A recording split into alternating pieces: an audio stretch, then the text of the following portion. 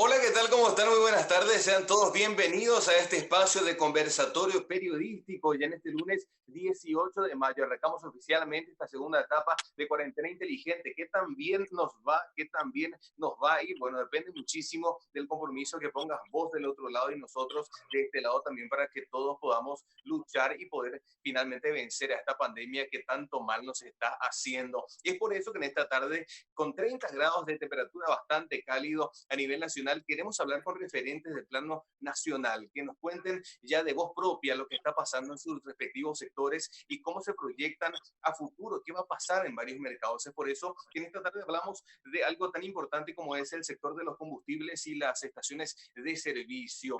Antes de arrancar, la presento a mi compañera, que la estoy viendo después de varios días en un periodo largo, del 14 y 15 de mayo, que pasamos también en familia, celebramos el Día de la Patria y ahora nos reencontramos. Nadie se le llama. Buenas tardes, ¿cómo estás?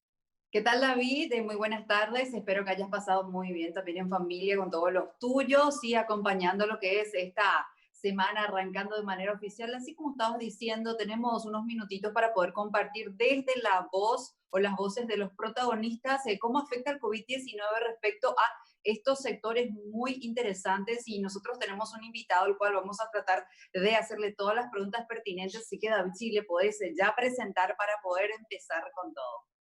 Por supuesto, ya lo presento a él, ya lo tenemos desde que arrancó el programa en pantalla. El presidente ejecutivo de Copetrol, el señor Blas Zapac. Presidente, buenas tardes, ¿cómo está? Gracias desde ya por su tiempo.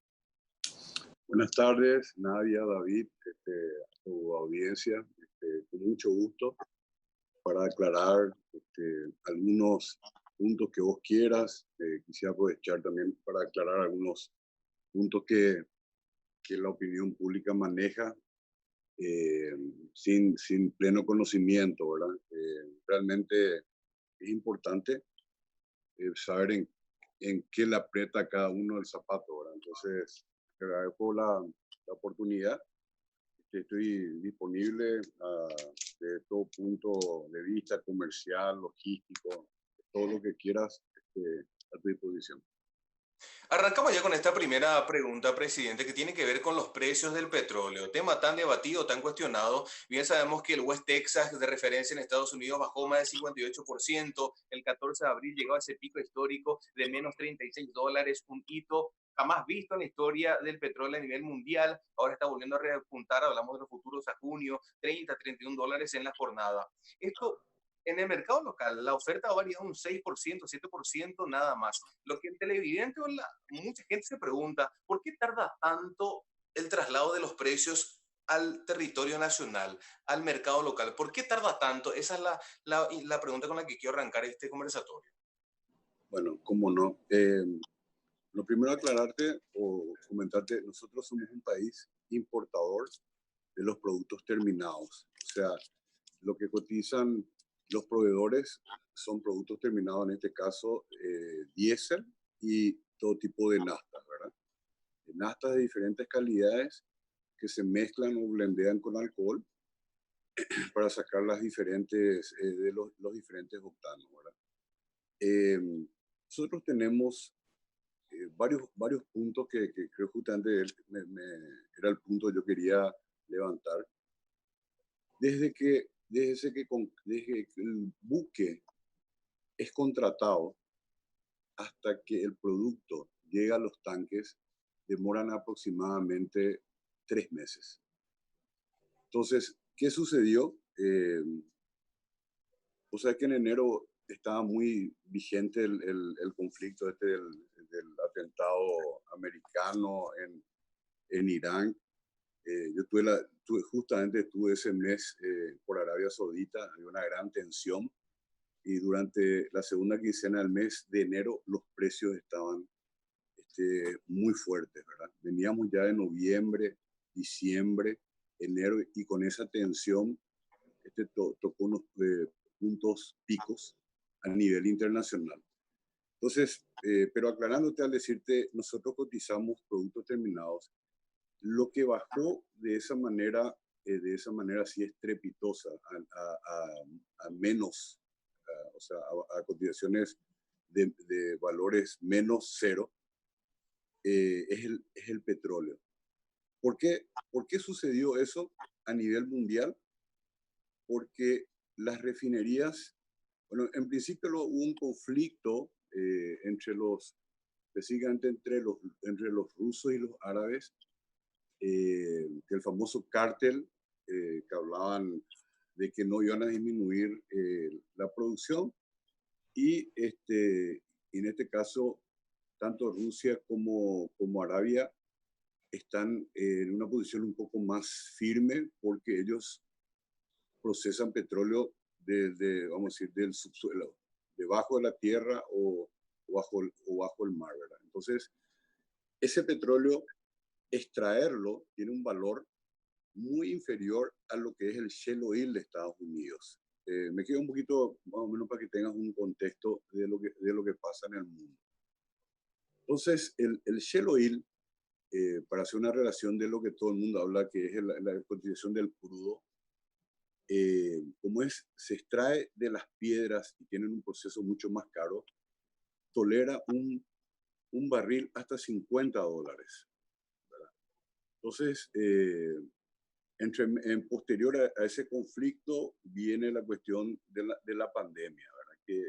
Creo que es un hecho histórico. Normalmente ocurrieron en el pasado, pero así fueron cuestiones o regionales o de países específicos, pero una pandemia así como la que estamos viviendo ahora, entiendo que no hay precedente. Entonces, eh, comenzaron con una sobreproducción, comenzaron con una falta de acuerdo entre el cártel del petróleo, como se habla siempre, y de alguna manera tal vez una doble intención de matar las procesadoras o las refinerías americanas. Hoy están en quiebra 500 empresas de petróleo en los Estados Unidos, porque la producción de su petróleo es mucho más costosa extraerla y procesarla. Inclusive, dentro de esas 500 empresas se manejan números tremendos, ¿verdad? O sea, 75.000 millones deben en un banco, JP Morgan,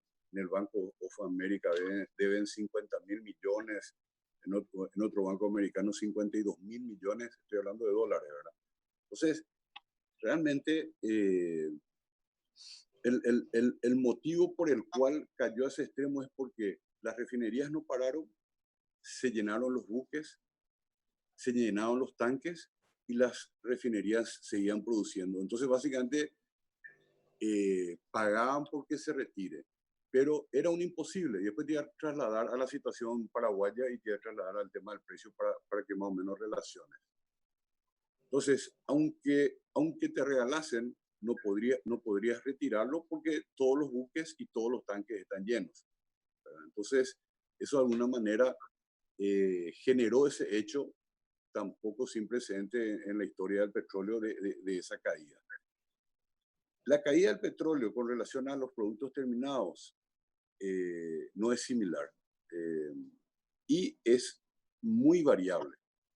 Entre ayer y hoy, así como hubo una caída del 100% del precio de esos productos, ayer en un día aumentó 20% y hoy aumentaron otros 10, otros 27%. O sea, es un commodity que está como los demás commodities con una variabilidad tremenda, ¿verdad? Es muy difícil posicionarte.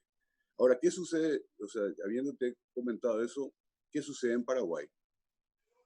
Nosotros en Paraguay no tenemos una regla clara, que es lo que el sector siempre viene intentando implementar. Normalmente tenemos la fijación de precios por cuestiones políticas. ¿Qué sucede eso? Hace que por momentos tengan márgenes por encima de los que se tendría que tener o utilidades por encima de las que se tendría que tener. Y hay momentos que se pierde plata.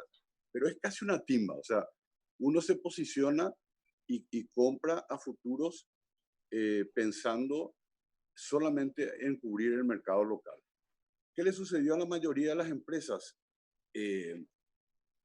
Nosotros como concepto te diría, nosotros pensamos que lo que proyectábamos vender en 12 meses, ¿verdad?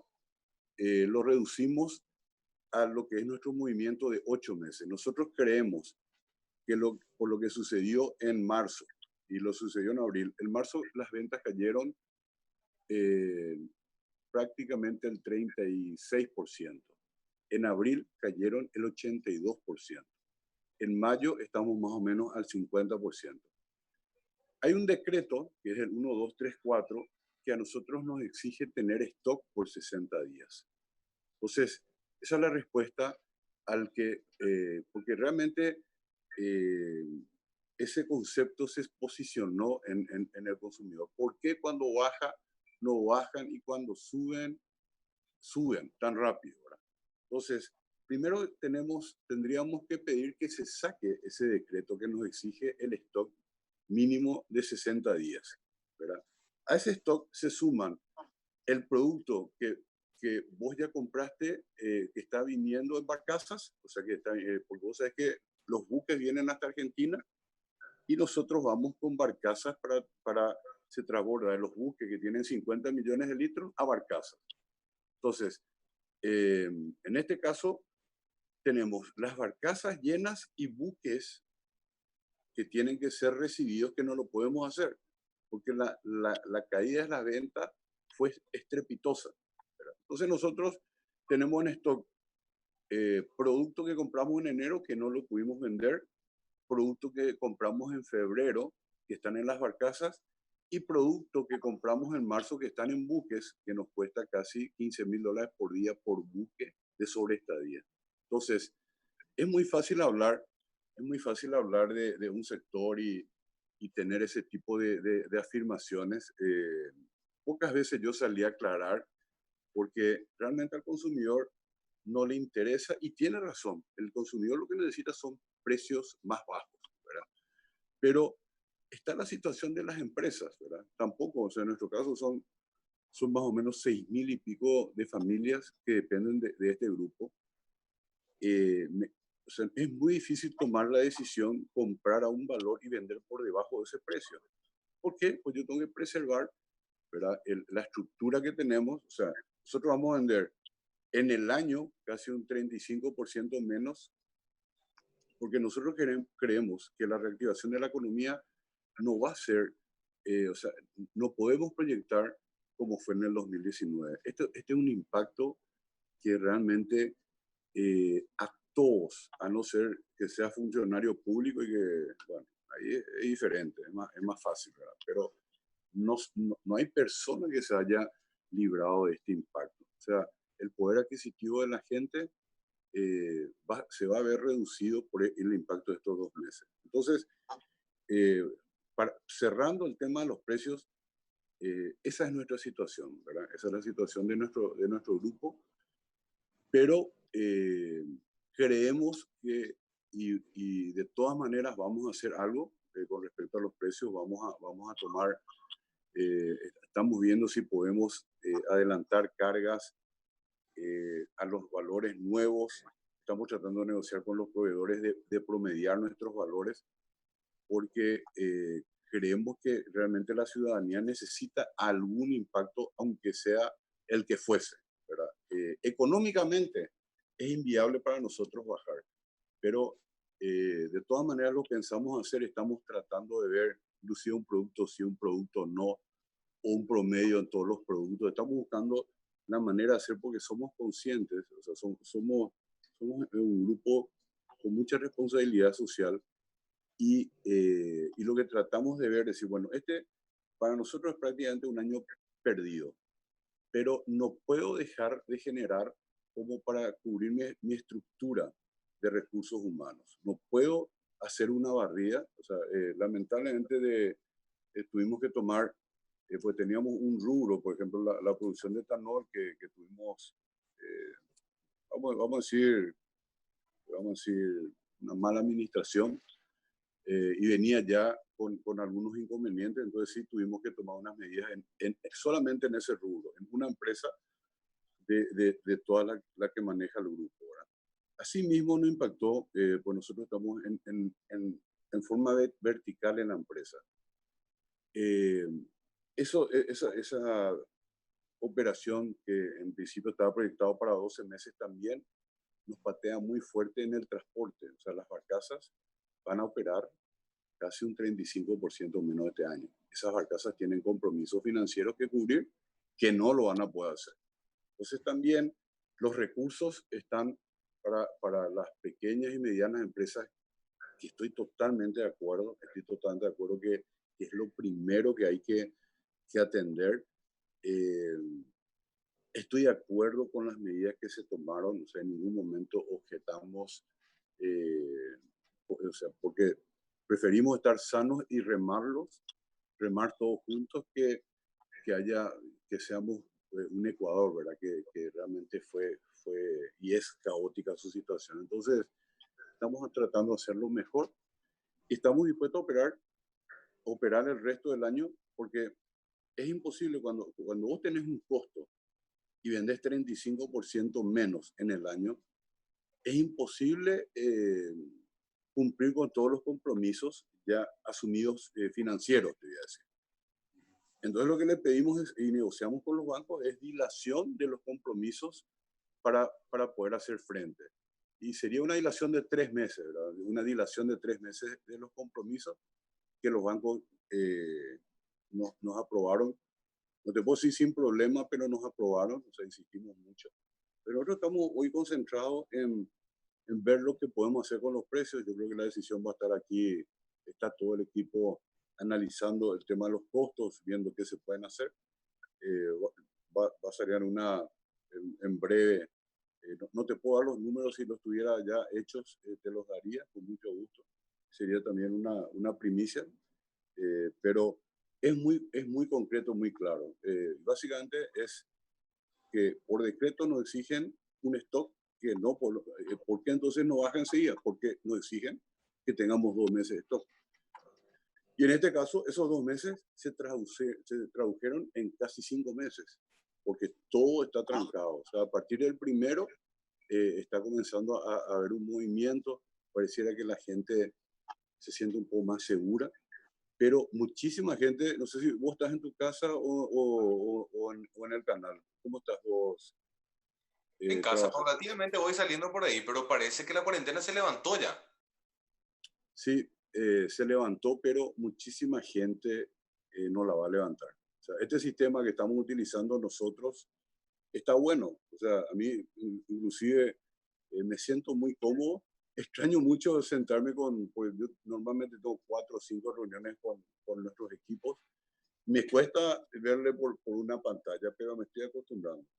Entonces, la rutina de la gente va a cambiar. O sea, si vos podés evitar irte al canal, vas a evitar. Y eso que vos sos jovencito, ¿verdad? O sea, una persona de 60 años va a evitar porque recordar lo que dicen, que esto tendríamos que tener novedades fuertes a partir más o menos del 20 y pico de este mes, porque el primero nos fueron de alguna manera alargando, ¿verdad? Entonces, la gente va a cambiar de rutina y la economía de alguna manera va a seguir siendo castigada, que los restaurantes no van a abrir, los boliches no van a abrir, los gimnasios no van a abrir. O sea, el movimiento va a tener su impacto. Pero yo creo que, por lo menos yo con 55 años, te digo que prefiero estar como estamos que estar lamentando tantas vidas humanas, ¿verdad? Así que vale la pena el esfuerzo económico. Cuesta mucho generar los recursos humanos y una vez que los tenés, no los podés dejar. Y es una cuestión también de principio, ¿verdad? Nuestro grupo está trabajando en generar, no en disminuir, ¿verdad? Lamentablemente, como te dije, hay un rubro que no lo pudimos sostener, pero el resto lo vamos a sostener. Ya está todo proyectado, y inclusive un escenario, no sé si realista, yo te diría hasta pesimista, y ojalá que me equivoque y que repuntemos rápido. Totalmente, presidente, tenemos 30 segundos, así es que nadie sí puede meter una pregunta en los 30 segundos antes de ir al corte. Mira, rapidito, nada más, presidente, creo que usted más o menos hizo un pantallazo. Quiero mencionarle acerca de los recursos humanos. APESA estuvo mencionando que aproximadamente 2.000 empleados tuvieron que dejar trabajar, y quisiera saber si en Copetrol pasó lo mismo, si pasaron por esa situación también. Bueno, el sector más afectado en la verticalidad de este negocio, pues en este negocio hay trading, hay transporte. El más afectado es el estacionero. O sea, el estacionero tuvo que soportar 3 meses prácticamente con esa merma de ventas que te dije. Es muy difícil decirte, porque Copetrol es una marca. El 90% de las estaciones de servicio no son nuestras, son de propietarios particulares. Entonces, no es muy difícil decirte cómo afectó, ¿verdad? En la red completa. No sabría decirte qué porcentaje, si tocaron o no tocaron trabajo, pero te puedo decir que están muy afectados. Realmente los estacioneros están muy golpeados, ya veníamos golpeados con una superpoblación de estaciones de servicio, competencia desleal, un montón de cosas que le dificulta mucho al operador. Entonces no te puedo dar esa respuesta porque está en manos del dueño de la estación de servicio, pero sí te confirmo de que es el más afectado, ¿verdad? PESA, que nuclea algunas, seguramente tienen algunos clientes nuestros como parte de APESA, te va a poder dar mejor la información con respecto a la cantidad de gente que fue afectada. Gracias, presidente. Presidente, con esto llegamos lastimosamente al final de este espacio informativo. Nos hubiese gustado hacerle muchas más preguntas, pero como el tiempo apremia, de por ahí podemos dejar por una siguiente ocasión y dilucidamos algunas cuestiones por ahí. No hay problema, mira, con mucho gusto. Inclusive no tengo un problema de algún debate con gente que piense diferente o que ningún problema, ¿verdad?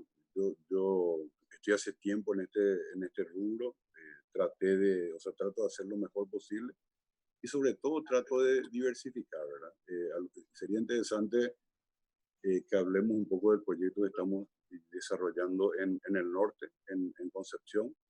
Estamos un mega proyecto que se trancó un poquito por esta pandemia, pero posiblemente estamos consiguiendo los préstamos y también la inversión, que podría estar en torno a los $3.000 millones para una planta de celulosa en Concepción y miles de empleos. Si nos sale ese proyecto, Concepción pasa al frente, va a crecer geométricamente, así que con mucho gusto en algún momento te puedo adelantar un poco cómo hace el proyecto. Lo estamos trabajando hace muchísimo tiempo y en ese tipo de cosas sí nosotros nos concentramos, ¿verdad? Son 120.000 hectáreas de reforestación con una enorme planta y bueno, y miles de empleados, así que en eso estamos, a tus órdenes para aclarar esto. No tengo ningún problema de ¿cómo se llama? Cuando le pones a dos que piensan diferente a un choque. ¿Cómo se llama? Un encare, un enfrentamiento hacemos. Un careo, ningún problema. Presidente, muchísimas gracias, muy amable. Muchas gracias a los dos. Un abrazo. Bien, de esta forma hacemos rápidamente una pausa. A la vuelta tenemos mucho más contenido aquí en este conversatorio periodístico. No te desprendas, a la vuelta seguimos compartiendo.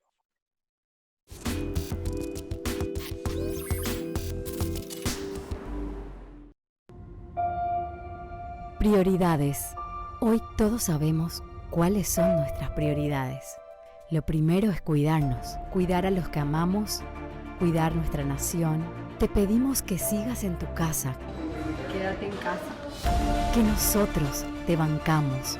Y si hoy, igual que a nosotros, te toca salir a poner el pecho, también te bancamos. Te bancamos viniendo a trabajar. Te bancamos atendiéndote desde los canales digitales para que vos te ocupes de lo importante. Te bancamos cuidándonos nosotros para que vos también nos sigas cuidando. Te bancamos donde sea para que vos puedas llegar donde te necesiten. Porque en Visión Banco vos estás primero.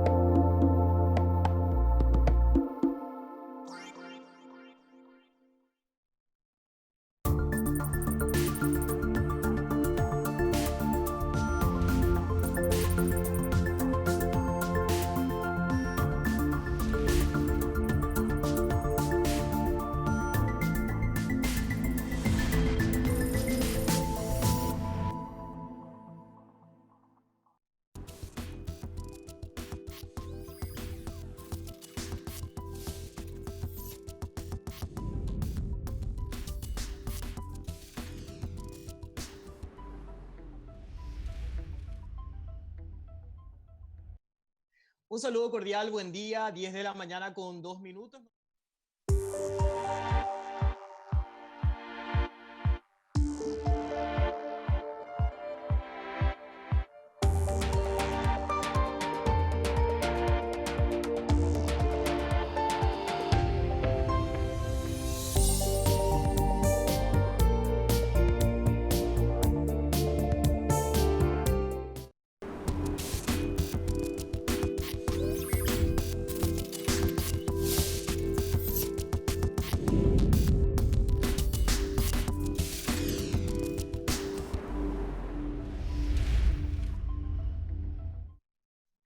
Bien, estamos ya de vuelta, segundo bloque de este conversatorio periodístico. Rápido resumen para aquellos que recién están sintonizando, digo bien, las pantallas de 5 días TV. Hablábamos recién con el presidente ejecutivo de Copetrol, Blas Zapac, quien nos resumía un poco la situación de las estaciones de servicio y el sector de combustibles que están siendo duramente afectados por esta pandemia. Hablábamos de por qué tardan tanto los precios de trasladarse al mercado interno y nos decía que por decreto las estaciones o los emblemas tienen que aprovisionarse con 2 meses, para 60 días. Por eso ellos ya compraron con antelación y no se pudo aprovechar esa baja tan clave que pudo haber sido en el mes de abril con la reducción del crudo a nivel internacional. Y es un poco del panorama que se da también a nivel local, pero podría darse quizás más adelante ya una reducción en los precios. No nos dio tiempo de ahondar en algunas cuestiones que para el televidente estoy seguro hubiesen sido importantes, pero ya en alguna futura ocasión vamos a dilucidar todas esas dudas. Nadia, seguimos compartiendo, tenemos mucha información, entrevistados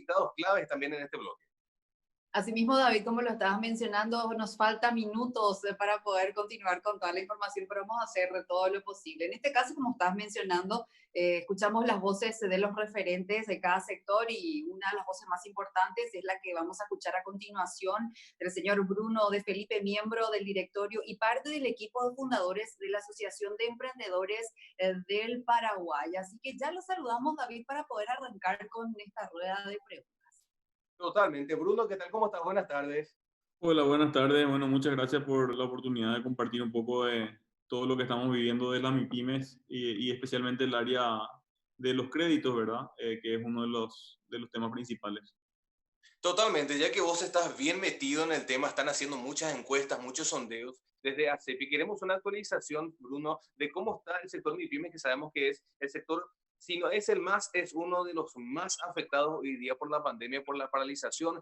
He manejado algunos números de que 6 o 7 de cada 10 ya han cerrado sus puertas. Hablamos de créditos que no se aprueban fácilmente por la burocracia, por los elevados requerimientos para acceder a los mismos y muchos bancos que todavía no están queriendo aflojar, por hablar en términos coloquiales, porque obviamente no tienen las garantías que puedan soportar el otorgamiento del crédito.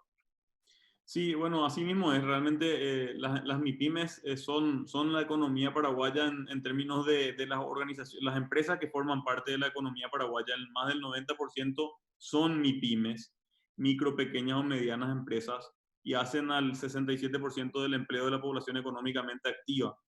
Entonces, estos datos son del MIC, ¿verdad? Estos datos nosotros realmente creemos que son muy importantes porque lo que indican es que las MIPYMES son muchas, muy pequeñas, pero son muy relevantes a la hora de hablar del empleo y también son parte fundamental del tejido empresarial de nuestro país.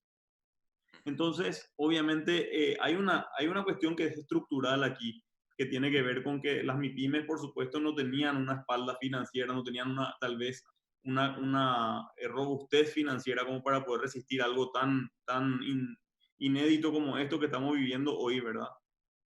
Entonces, obviamente, ni bien inició la cuarentena y todas las medidas de distanciamiento social, nosotros hicimos una encuesta y ahí preguntábamos cuánto pensaban que podían aguantar las empresas en estas condiciones. Y bueno, muchos hablaban de 4 semanas, 6 semanas, la gran mayoría estaba como en riesgo ya en 6 semanas. Y bueno, a medida que va avanzando el tiempo, eso obviamente hace que más empresas estén en riesgo, ¿verdad?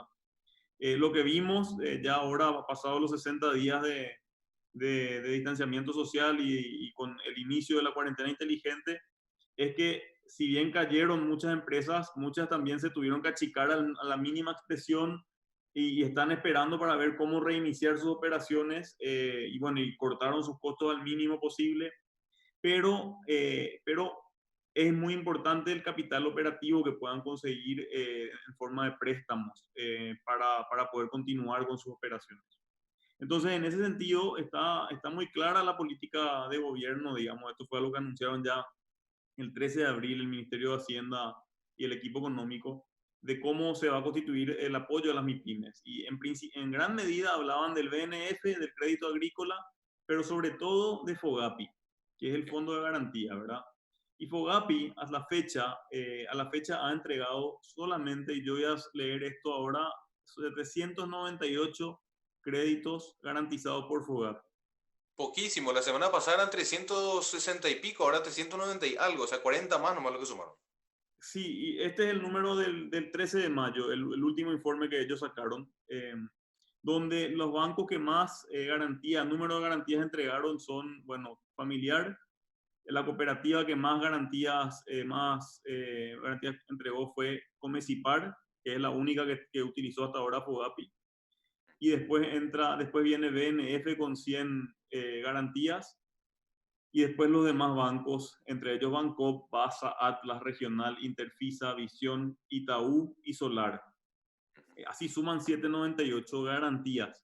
Pero lo interesante es que Comecipar fue el que entregó más créditos. En número absoluto, Comecipar entregó créditos garantizados por FOGAPI por valor de 20.000 millones de guaraníes. Y el banco que le sigue a Comecipar es el BNF, un banco público, 16.900 millones. Y después de eso ya viene Basa, con 16.000 millones.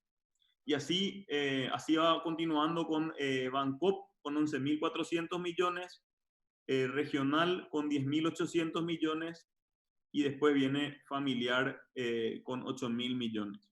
Y después vienen los demás. Sí. Lo que no tiene mucho sentido de esto que está pasando es que no hay ninguna relación con la participación de mercado de las instituciones financieras y su participación en lo que es FOGAPI. Es decir, sabemos bien cuáles son los bancos más grandes del país y que manejan la gran mayoría de la cartera de créditos, y sin embargo esos prácticamente están inexistentes en este momento. Y eso es un problema estructural que tenemos, porque los bancos grandes de Paraguay están enfocados en consumo y en corporativo. Y entonces, claro, no saben cómo atenderle a una pyme, no saben cómo, las pymes no tienen cuentas o no tienen operaciones con estos bancos. Son más bien a título personal que los dueños de las pymes en todo caso operan en nivel consumo. Y ahí es donde estamos con el gran problema, porque todo el sistema está, digamos, muy acostumbrado a trabajar en consumo y corporativo, y los pocos bancos que ya saben trabajar con el segmento están hoy operando, pero todavía no dan abasto, ¿verdad? La demanda es feroz.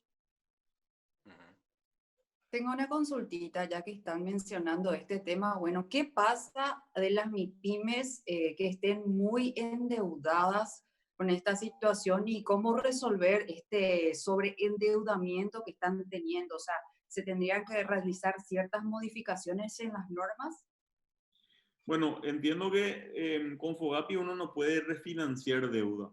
Uno solo puede adquirir deuda para capital operativo. Puede ser que me esté equivocando porque hay algunos tecnicismos que van cambiando con las reglamentaciones y demás, pero entiendo que así es.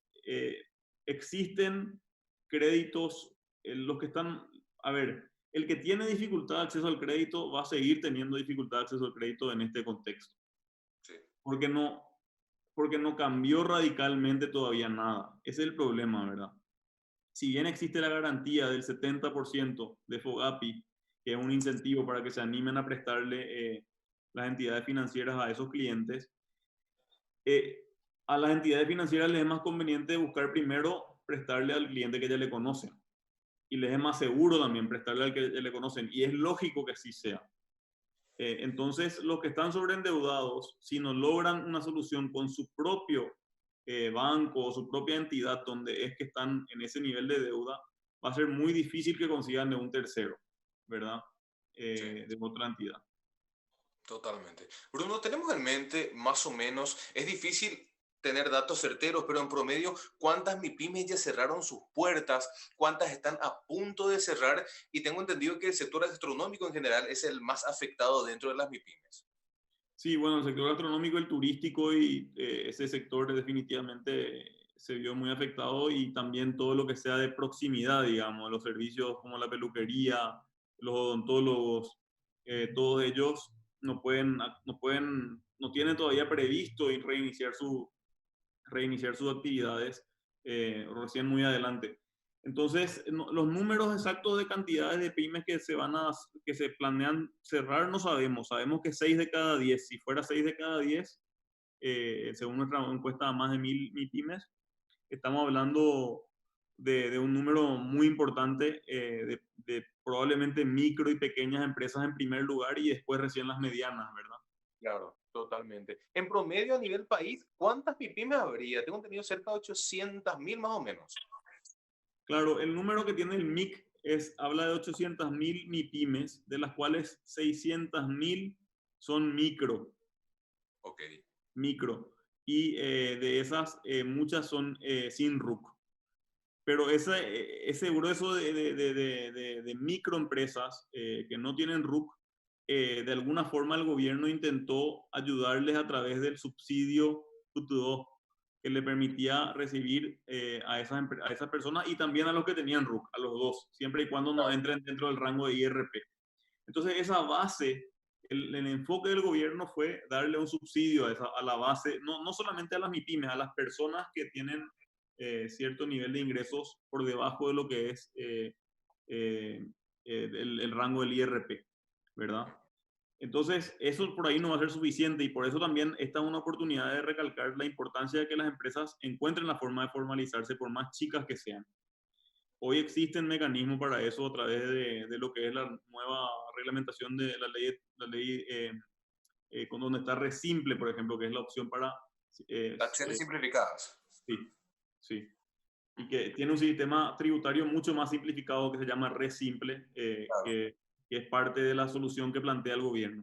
Entonces, ese grupo de empresas obviamente está atendido por Putudo, atendido por la intención de formalización que hay a través de estas nuevas estrategias y también existe la posibilidad de que accedan al crédito agrícola de habilitación con créditos de un promedio de 6, 8 millones de guaraníes.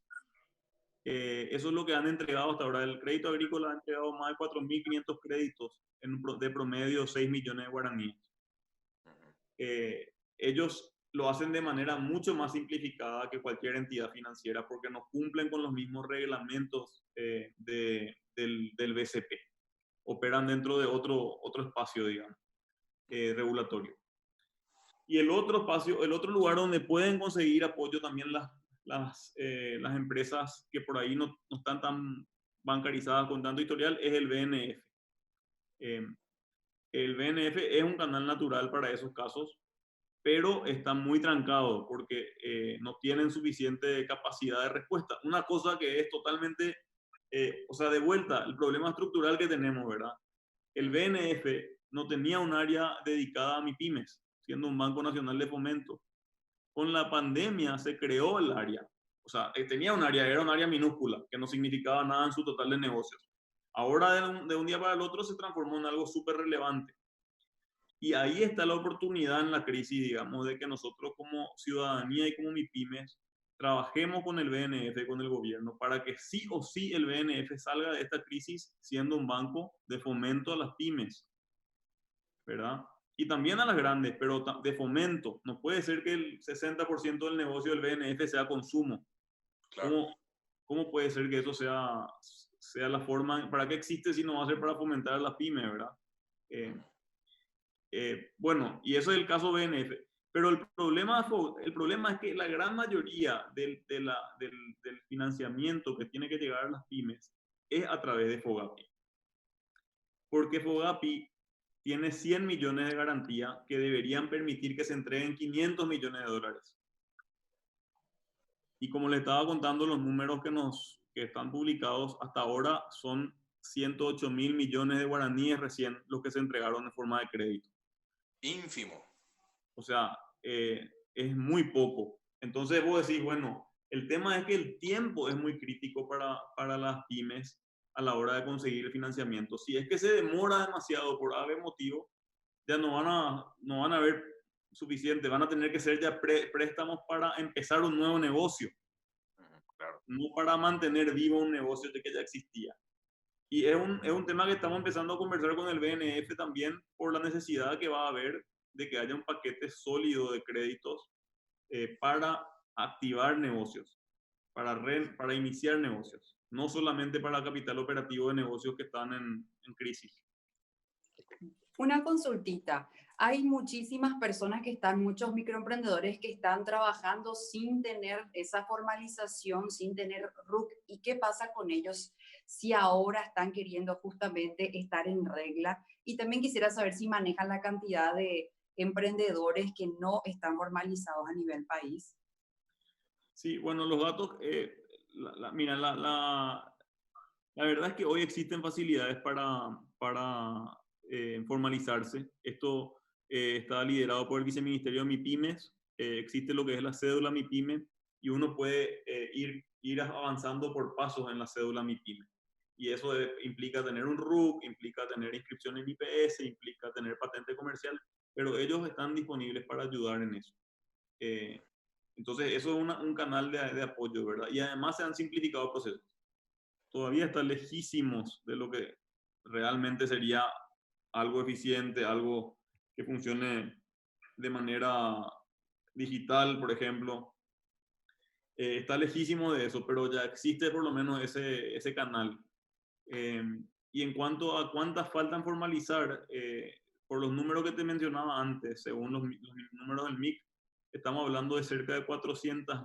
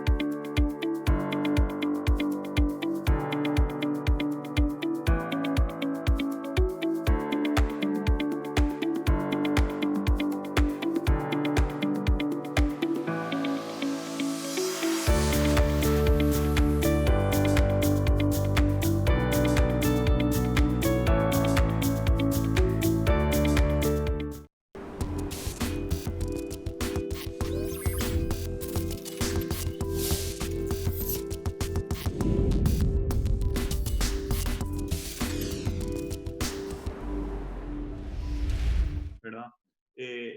Y la verdad es que no tenemos otra que encontrar la forma de que FOGAPI funcione y funcione de manera rápida, de que el BNF también se transforme en un banco de fomento a las MIPYMES, por lo menos en un porcentaje importante de su operación, sí, de que el crédito agrícola también cumpla un rol, digamos, para un segmento más pequeño, más micro, digamos. Eso va a ser fundamental. Y después, o sea, que esto sirva como una lección y que nunca más nos pase como país que hayamos dejado a la deriva al 90% del tejido empresarial de nuestro país porque no teníamos establecidas las estructuras. La ley que creó el Viceministerio de MIPYMES se hizo hace 8 años nomás. En el 2012 recién empezó a existir el Viceministerio de MIPYMES. Y de ahí en adelante fue formándose, fue tomando, pero no tiene todavía presupuesto, no tiene todavía suficiente gente, no brinda suficientes servicios. Mucho de lo que hace todavía es, digamos, sin procesos digitales que permitan que se acelere su trabajo. Entonces, más allá de la emergencia inmediata, que ojalá podamos resolverlo de FOGAPI para que funcione, para que llegue, es buscar construir soluciones estructurales, digamos, que nos permitan que las pymes puedan ser mucho más productivas y puedan brindar no solamente más empleo, sino que más productividad a la economía nacional. Que eso implica meter tecnología, meter capacitación, meter un montón de cosas en las pymes que hoy no están, ¿verdad? Porque las pymes también es un sector, o sea, las pymes somos un sector que todavía somos bastante, digamos, poco sofisticados en términos empresariales, ¿verdad? Y entonces, en la medida que nosotros logremos que se transforme en un segmento de la economía que vaya logrando mayores índices de productividad, las MIPYMES no solamente van a ser mayor empleador, pero también van a aportar mucho más al Producto Interno Bruto.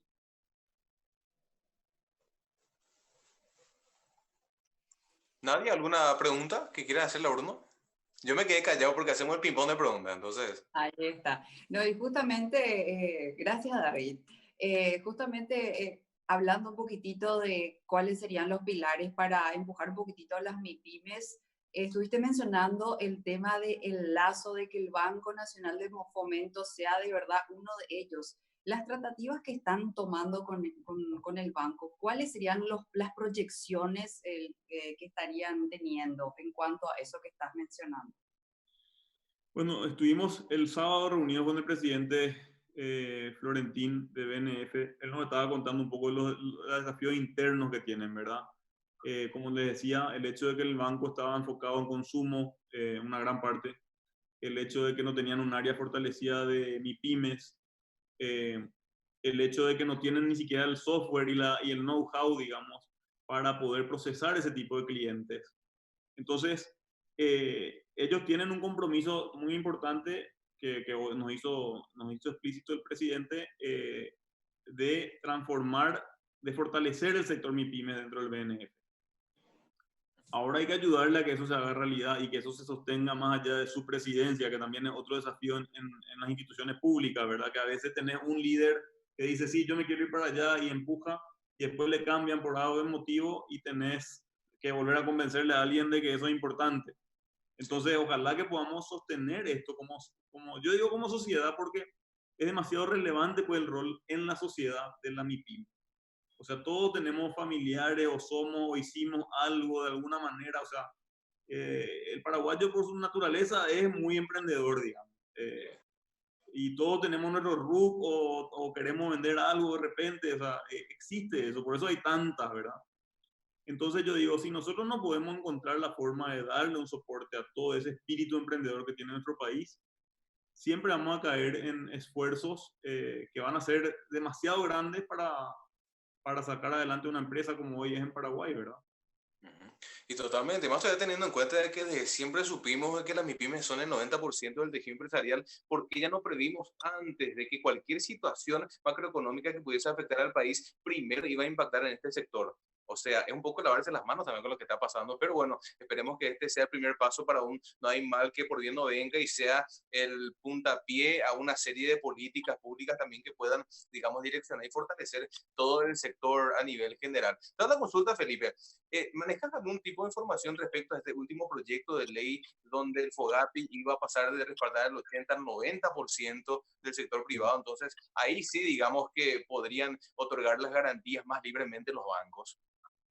Sí, yo creo que ese proyecto se tiene que tratar esta semana. Hoy se habló de eso en la reunión con la bicameral, con la comisión bicameral, y mencionaron también ahí los representantes de la ASOBAN que les parece muy importante que eso avance.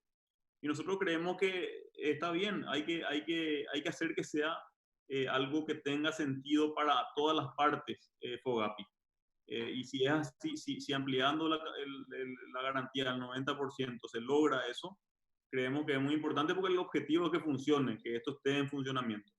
Quiero recordar también que FOGAPI es un fondo que nace también con la ley de viceministerio hace 8 años. Hace 8 años ya existe FOGAPI, pero nunca escuchamos porque no se le dio pelota. Claro. Entonces, ahora estamos tratando de hacer que funcione, que me parece perfecto, porque en vez de crear una figura nueva, se usa algo que ya estaba medio en desuso. Sí. El tema es que FOGAPI está reglamentado para la emergencia ahora. Hay que ver justamente lo que hablábamos antes, cómo se puede reglamentar para capital para arrancar un emprendimiento. Claro, que esto Ahí ya hay sea otro proyecto permanente. muy interesante que es de la garantía mobiliaria, que te permite mayor, o sea, eso como que entra en la categoría de un crédito para empezar un emprendimiento, Claro. cuando puedes usar una garantía mobiliaria, porque todavía no tenés el bien que va a garantizar, pero tenés la expectativa de ese proyecto, digamos. Y ahí es donde entra el capital emprendedor, ¿verdad? Que es todo un capítulo. Ujú, totalmente. Bueno, pero al fin y al cabo esperemos que esto sea como base, como decía anteriormente, para que de ahora en más ya no se tenga excusas para realmente valorar y darle lugar a las MIPIMES, porque las políticas, las leyes, la cédula MIPIMES que hace un par de años nada más habilitaba algo tan necesario para un sector pujante como es las MIPIMES, no puede ser que recién ahora esto esté activándose, o sea, digamos que esperemos esto sea un antes y un después. Sí, es que tiene que ser, porque depende de eso de la recuperación económica de nuestro país y los empleos que vamos a tener que recuperar, porque ya se perdieron muchos empleos y esos van a depender de que vuelvan a crecer con fuerza las pymes. Y entonces, no se piden regalos acá, se pide que haya un soporte, que haya un acompañamiento, que se simplifiquen los procesos, que sea más fácil ser formal, ¿verdad? Sí, Así total. mismo, disculpame David, que ya meto mi cuchara, como decía, como dice mi abuela, pero saber un poquitito según la óptica tuya, Bruno, ¿cómo estarías viendo vos esta desenvoltura ya para poder salvaguardar a las MIPIMES en este tiempo? Una óptica tuya más o menos general. No, de lo que se hizo hasta ahora, decís. Sí, Y sí, la verdad que lo que se hizo hasta ahora no permitió mitigar el impacto de la pandemia y el distanciamiento social y la política sanitaria, digamos. ¿Por qué? Porque no teníamos los vehículos y los canales abiertos, porque no los estábamos usando. Entonces, incluso te diría que hasta seguramente todos tienen ganas de realmente hacer que esto funcione, pero los canales no estaban abiertos. Y ese pues es el problema cuando vos no te enfocas en construir la infraestructura que te va a servir para sostener incluso en tiempos de crisis a un sector.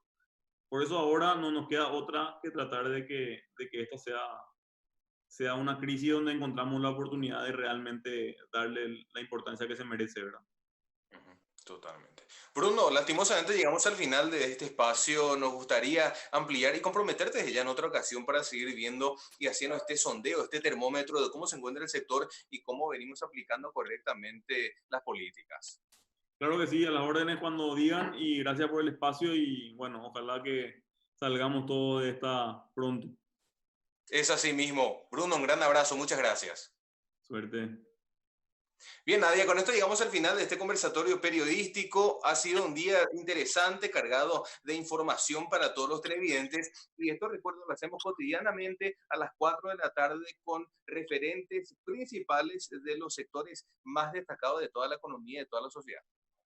claro que sí, David, bastante nutritiva estas informaciones que compartieron las voces principales y nosotros más que agradecidos y decirle a toda la teleaudiencia que si te perdiste este trozo de este conversatorio, esta horita, ya que compartimos, esto se repite a partir de las 20 con la compañía de David, la mía y todos los compañeros que están también detrás trabajando para llevar la información a tu hogar. Así que muchas gracias, David, por esto y a los compañeros.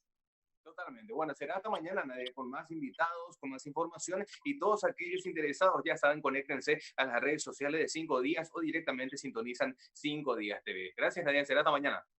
Hasta mañana. Chao, chao. Chao, chao. Gracias por la compañía.